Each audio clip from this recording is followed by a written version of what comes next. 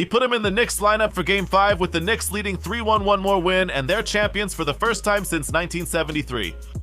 And honestly, the game from the start also reminded you of games from that era. Both teams really struggled to score points, the defenses were excellent, and the offenses had a hard time creating shots. The Knicks especially tried to go at Wembanyama in the first quarter because he picked up an early foul, and they tried to get him to commit a second one, but it totally backfired on them because not only did their offense struggle, but usually when things don't work out, there's a reason why he's the defensive player of the year and why he's so dominant on defense. Trying to get him to commit a second foul might look good on paper, but especially against him, it can really work against you. Dylan Harper came off the bench in the first quarter, scoring 7 points on 3-for-3 shooting and playing strong defense. Really, the whole quarter was characterized by so many tough shots on both sides. It's no wonder the score was so low. The pace was also very slow, and every basket was hard to come by. The Knicks shot 22% from the field, with a shocking stat of 1 for 13 from 2-point range, and all the credit here goes to the defenses on both sides. The Knicks were 4 for 22, and it's not like San Antonio shot much better. They also didn't shoot great, just 9 for 21, but it was enough for them to finish the quarter with 23 points compared to the Knicks' 13. This trend continued at the start of the second quarter when the Knicks started without Brunson, and without him, their offense really struggled against San Antonio's defense. If at the start of this series I had a lot to analyze about the team's adjustments, now I think there aren't really any more adjustments. Neither team is able to surprise. And now I realize I accidentally put the spotlight on the referee. But look at this tough shot by Cat. These are the Knicks' first points of the quarter after 3 scoreless minutes. A buzzer beater fadeaway against excellent Spurs defense, who had already gone up by 16 after a 3 by Wemby. After Brunson came back, what kept the Knicks in it is what always keeps them in it: grit, hustle, and the things you can't measure in the stats. Suddenly, that energy also helps the offense, giving Brunson a 3. Another stuck possession, Brunson takes a long mid-range shot. On paper, one of the worst shots in basketball according to analytics, but it's a shot he has to take because 2 defenders are about to double him. But all the analytics go out the window when the ball goes in. As you can see, the possessions are long and every basket is like scoring a goal. But then there was a small turning point. The score was 40-32. Josh Hart goes on a one-man fast break, and De'Aaron Fox pushes him with both hands from behind, basically throwing him into the basket. He gets a flagrant 1, and somehow Hart manages to finish the basket and make the free throw. The ball stays with the Knicks, and in one possession they score 5 points. After San Antonio led by 16, the lead was down to 5 by halftime, following a very bad quarter for San Antonio, who shot 6 for 23 from the field. By the way, this is classic for anyone who says NBA basketball has no defense and the regular season doesn't matter. In the regular season, you might see a lot of quick 5, 6, or 8-point runs in half a minute, but in the playoffs, every one of these is much more critical and dramatic. The third quarter also started dramatically because Karl Anthony Towns committed his 4th foul on Wembanyama just 15 seconds in, sending him to the bench and bringing Mitchell Robinson in. Now, with Robinson, it was actually harder for the Knicks to get stops against San Antonio, and it's not like he helped much with Wemby under the basket, as the offense still relied mainly on Brunson's one-on-one abilities. That caused the Knicks very early on to also take Robinson out and switch to a small lineup. On the other side, San Antonio also adjusted and brought in Dylan Harper, who was simply amazing throughout the whole game, and I have to say, he's been amazing throughout this entire playoff run. In my opinion, he's going to be a player who potentially will be greater than Fox and Castle, and he proved it again in this game. 10 points when everyone else was choking and couldn't manage to generate any points. He was San Antonio's guy. And after once again leading by 15 in the third quarter, San Antonio finished that quarter with only a 7-point lead. One of the plays I might not have talked about but should be given importance is the fact that Wemby, on one of Brunson's shots, got under his legs. In my opinion, I don't understand how the referees ignored it, because on the other side they gave Brunson a flagrant 1 for exactly the same thing in Game 3. Also, I have to say that from some angles it even looked a bit intentional. In the last quarter, while Wembanyama finished the quarter with 1 of 5 from the field, De'Aaron Fox was 0 of 4 and couldn't show up in the last quarter. On the other side, Jalen Brunson came in from the start of the quarter and came up huge. So Brunson kept this game close, and San Antonio, on the other hand, can't keep relying only on Dylan Harper, who, as much of a superstar as he is still a rookie. It's his first time in this kind of situation, and he's a very young kid. When Fox and Castle barely score any points, Castle, with his only basket coming off an offensive rebound the entire game,